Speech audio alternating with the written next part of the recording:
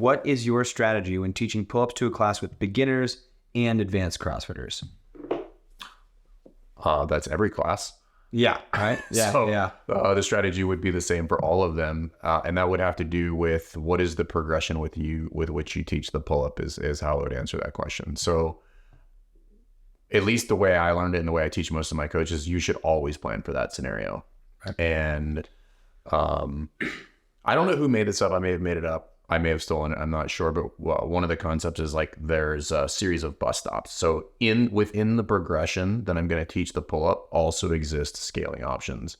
So as I'm taking the full class through a progression, I'm also figuring out where people's scaling options are going to be from the class and kill two birds with one stone. And I'll kind of drop them off at that scaling option. So an example would be if I have adjustable pull-up bars in my gym, or if I'm going to do maybe a jumping pull-up or a negative, I would, depending on what equipment I have available to me, I would build that into the progression for the pull-up.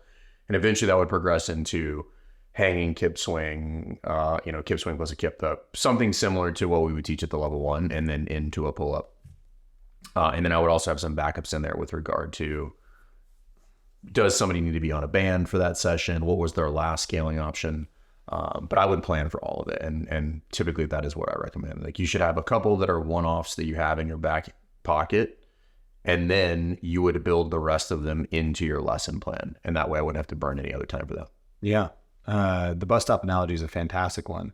I've always called that progressive drop off sort of deal. So you have a progression that allows for people to get off, but I love the idea of it's a bus and you're getting out of their ways. Yeah. I think the only thing I would add to that would be, it would be also dependent upon what type of a day it was. Mm-hmm. So if you really needed to teach the pull-up, or if it was like, what you know about a pull-up, that's what you're doing today. Right. And I think it's really important to do the check-in of like where people are falling off, not just while they fall off, really check in with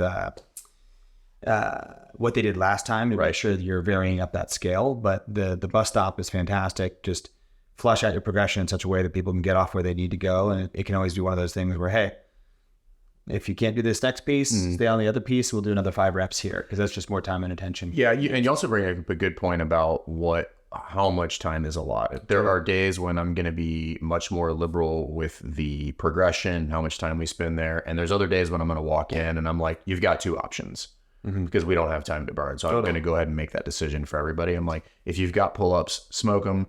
If you're still working on pull-ups, this is going to be an option for today. That's what everybody's going to do. And that would be obviously a class with a longer timeline, or I'll work out with a longer timeline where like we don't have 8 to 10 minutes to work just on pull up for sure. And a day where maybe there's a bunch of other movements. So it's like if just pull up was the day. So like even if it's a day like Fran has 2 movements in its thrust or pull up. So you could spend more time teaching the pull up. You could spend 10, 15 minutes there just getting everybody primed for the pull up. Yeah. Which is the day to really flush it out like we were talking about. Right. But yeah, that's how I answer that. Yeah. Thank you for watching that. Just so you know, though, that is just the tip of the iceberg. If you found that helpful and you want more content just like that, we have hundreds of these videos in the knowledge. Everything from cues and tips and tricks to theory content that will flush out your understanding of everything we do in CrossFit. If you want to learn directly from me and do weekly calls where we do homework and everything in between, we also have the Knowledge Pro. If any of this sounds like your cup of tea, just click the link in the description for a free 7-day trial.